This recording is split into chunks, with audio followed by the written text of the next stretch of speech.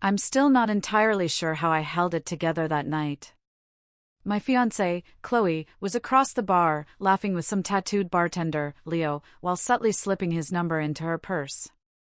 And she did it right in front of me, smiling, a casual, almost dismissive gesture, like she was just ordering another drink. The engagement ring, the one I'd saved for 6 months to buy, was glittering on her finger. It just didn't compute. For years together. 8 months engaged. $12,000 sunk into a non-refundable deposit for a wedding venue. And apparently, none of that mattered when some guy with a man bun and a craft cocktail menu started paying attention. I sat there, nursing a beer that had gone warm ages ago, watching her lean across the counter in the black dress I'd told her looked amazing just a few hours earlier. And something inside me just clicked. Not with anger, but with a horrifying clarity, like a puzzle piece I'd been trying to force into the wrong spot for months finally snapping into place. My buddy, Marcus, was across from me, doing that thing where he pretends to check his phone but is actually watching the whole train wreck unfold. I swear I could feel his silent question, should I say something? Or just let him process this disaster, The bar was one of those trendy spots in downtown Denver, loud music, overpriced drinks. Perfect for leaning in close to talk, which I guess was the whole point for Chloe and Leo. Earlier that night, even before we got there, Chloe had been glued to her phone, smiling at the screen, angling it away whenever I glanced over. That classic move someone pulls when they're texting someone they shouldn't be, thinking you're too oblivious to notice. When we walked in, she beelined for the bar, not bothering to find a table, all enthusiastic about signature drinks, way too much enthusiasm for someone who usually just orders a vodka soda. I probably should have known then, but you know how it is when you're deep with someone. You make excuses. You tell yourself you're being paranoid. You cling to the good times and convince yourself it's just a weird phase. Leo was exactly what you'd expect, mid-20s, sleeve tattoos, that confident smirk of a guy who knows how to work a room. He was mixing her some elaborate concoction with muddled herbs, taking his sweet time, and she was absolutely eating it up. Marcus finally put his phone down and caught my eye, a silent offer to leave. But I just shook my head. I needed to see how far this would go. The answer came about 10 minutes later. Leo slid a cocktail napkin across the bar. Chloe giggled like she was 17 instead of 28 and tucked it into her purse with all the discretion of someone who either didn't care about getting caught or genuinely thought I couldn't see her from 15 feet away. That's when I stood up. I wasn't looking to cause a scene, I was just done pretending. I didn't even make it fully to the bar before Chloe spun around, hitting me with, "What? Are you checking up on me now?"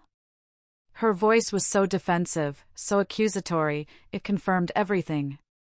I said I was ready to go, kept my voice level, didn't take the bait.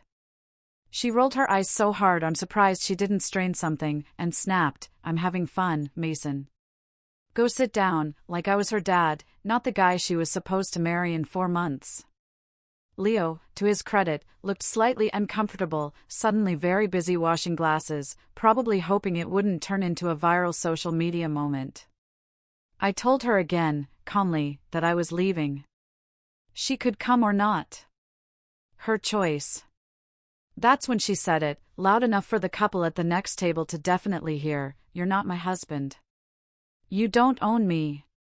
The words just hung there for a second, and I swear the whole bar seemed to pause, like someone had hit a cosmic button. I didn't yell. I didn't argue. I just looked at her for maybe 5 seconds that felt like an hour, then said, "You're right about one of those things." And I turned around. Marcus was already grabbing his jacket, throwing cash on our table, moving with that kind of efficiency that told me he'd been waiting for his cue. Chloe called after me, something about me being controlling and insecure, but I was already pushing through the door into the cool Denver night air. It felt like the first real breath I'd taken in hours.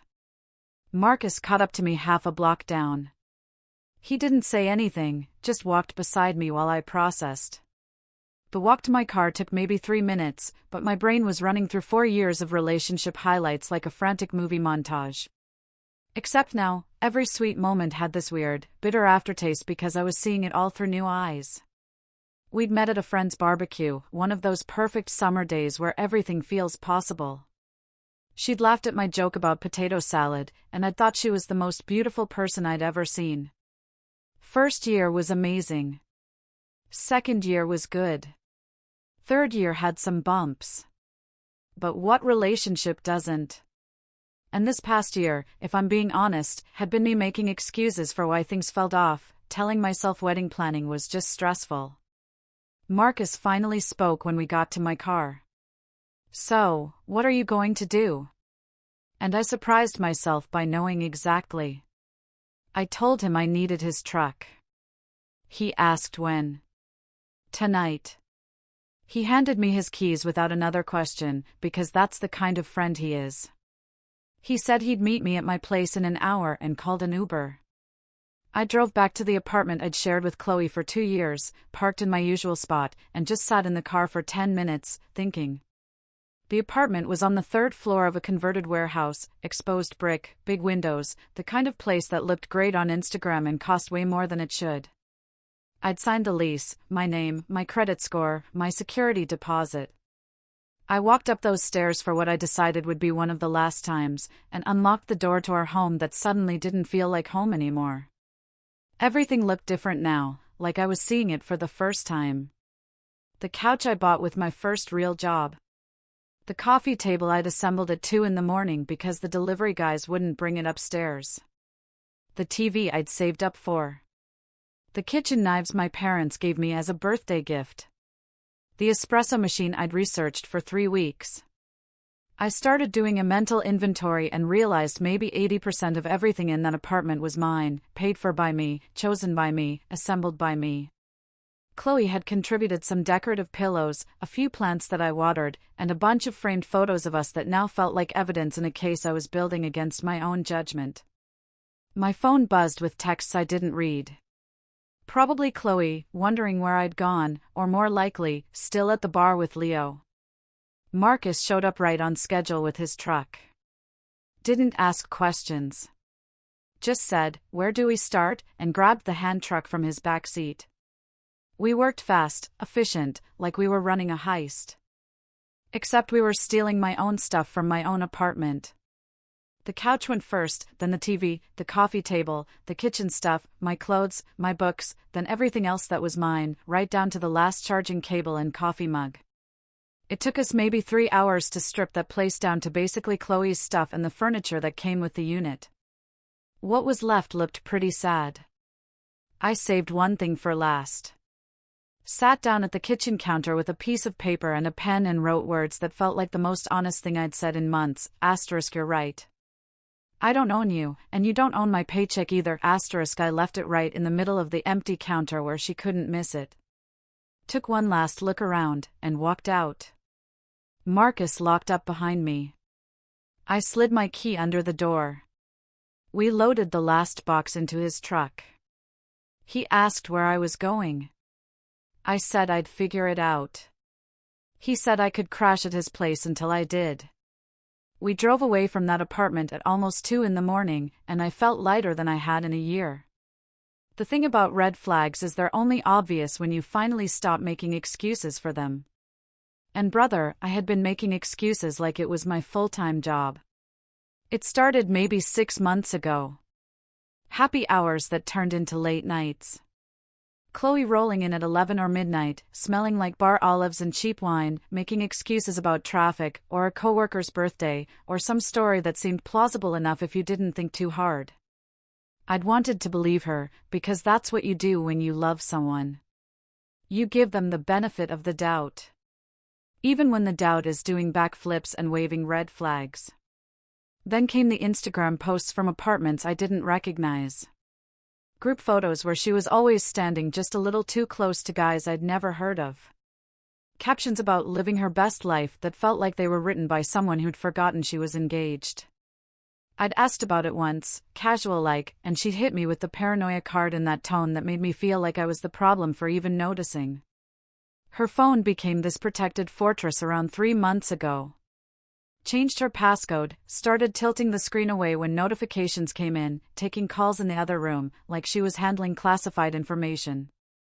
She'd take off her engagement ring before going out, said it got in the way when she was dancing, or it didn't match her outfit, or some other excuse that sounded reasonable until you added it to the pile of other reasonable excuses that together painted a pretty unreasonable picture. The financial stuff, though, that's what really got me when I sat down and actually looked at the numbers the morning after I moved out. I make $90,000 a year as a project manager at a tech company, good job, stable, benefits, the whole package. Chloe makes $35,000 working part-time at a marketing startup. I'd never cared about the income difference, because relationships aren't supposed to be about who makes what. Except somewhere along the way, it became about exactly that, just not in any way I'd agreed to. I paid 70% of the rent on that apartment, which came out to about $1,400 a month, while she paid $600. I covered all the utilities, internet, streaming services, groceries most of the time. Dinners out, because she was saving for the wedding, even though I'd also put down the venue deposit, paid for her dress, and was covering the honeymoon. I opened my Venmo history that morning and just stared at it for a solid 10 minutes. Transaction after transaction going back 2 years, like a financial diary of a relationship where I was apparently the only one investing. There was even one from a month ago for $50, with a note, for emotional labor. At the time I'd thought it was a joke, but now it felt like a preview of the kind of person I'd been planning to marry. The math was ugly when I actually did it, sitting there at Marcus's kitchen table with a spreadsheet I built, because that's what project managers do when their life falls apart, we make documentation. 28 months of covering her share when she claimed she was short. $2,500 in direct loans she'd promised to pay back after the wedding. And another $1,800 in stuff I'd bought for us that only she used. I took screenshots of everything, organized them in folders, added up the totals. A paper trail that would make an accountant weep with joy. Marcus came out of his bedroom around 9, took one look at me surrounded by bank statements and receipts, and just started making coffee without saying a word. The plan came together over that coffee, clear and simple, like all good plans should be. I'd document everything, not because I wanted the money back, but because I knew what was coming. Chloe wasn't the type to take rejection quietly. She'd spin this into a story where I was the villain, controlling, possessive, and probably a bunch of other things she'd workshop with her friends until it sounded convincing. I needed proof. Timestamps. A record of who paid for what and when. Evidence that I wasn't abandoning her, but extracting myself from a situation where I'd become a walking ATM with feelings she'd stopped caring about. The rest of my stuff was still at the apartment, clothes I hadn't grabbed, some books, random things I'd forgotten in the rush. I texted the landlord, explained the situation in professional terms that didn't make me sound crazy, said I needed to break the lease and I'd cover whatever cost that involved. He responded within an hour, said he'd seen this kind of thing before. Asked if I wanted him to change the locks. I said not yet, I needed to get the rest of my things first, but I appreciated the offer. Marcus and I went back that afternoon, when I knew Chloe would be at work, used my key one last time, and cleared out everything else that mattered to me. The apartment looked even sadder in daylight, like a stage set after the play ended, and they'd started removing props. I left her the cheap bookshelf that was falling apart anyway, the decorative pillows she'd bought, the photos of us that I didn't want anymore, and a lamp with a broken switch I'd been meaning to fix for 6 months. I took my good kitchen knives, my coffee grinder, my backup phone charger, my winter jackets, and the blanket my mom had made me for Christmas 3 years ago. I found the cocktail napkin with Leo's number on it, sitting on her nightstand like a trophy. Didn't even feel anything looking at it. Just took a photo for my records and left it there. We were in and out in 40 minutes, efficient and thorough. And I locked the door behind me, knowing I'd never open it again. My social media went dark. Not deleted, but logged out, because I didn't need to see whatever narrative was being constructed about why I'd abandoned my fiancé in the middle of the night.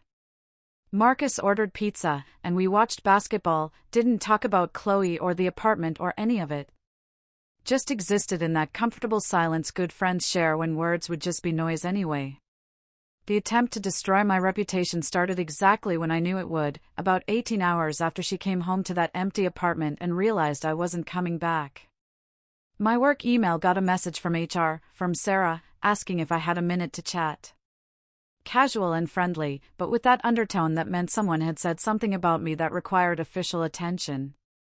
I walked into that office already knowing what was coming.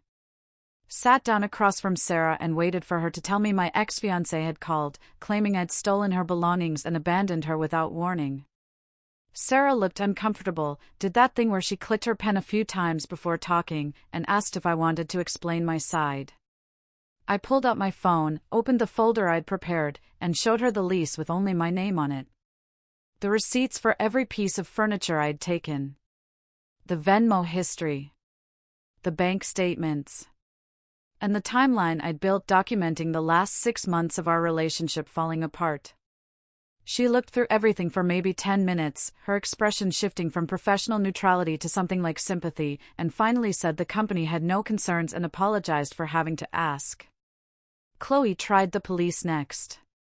Filed some kind of report about stolen property that went exactly nowhere once they saw the same documentation I'd shown HR. The officer who called me sounded bored, said it was clearly a civil matter between people who'd lived together, told me to keep my records handy just in case. And that was the end of it. Then came the Facebook post. The nuclear option for someone who'd run out of official channels and decided public opinion was the next battlefield.